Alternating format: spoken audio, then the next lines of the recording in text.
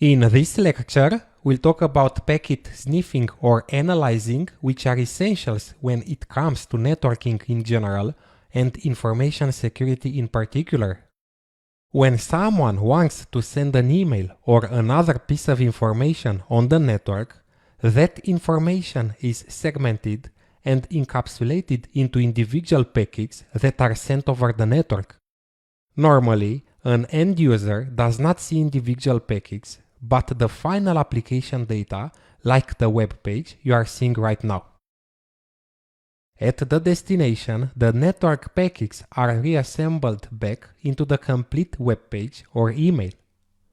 Packet sniffing or packet analyzing is the process of capturing any packets passed over the local network and looking for any information that may be useful.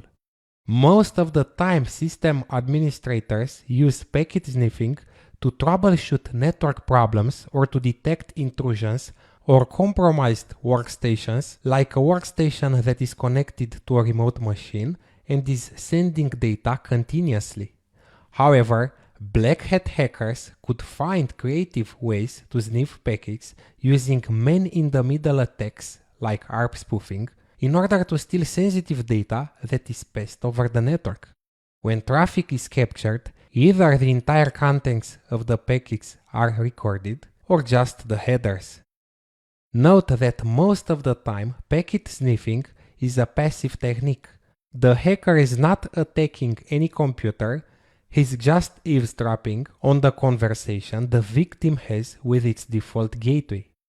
To sniff traffic, someone has to use a special application called Packet Analyzer or Packet Sniffer that can intercept and log traffic that passes over the network or part of it.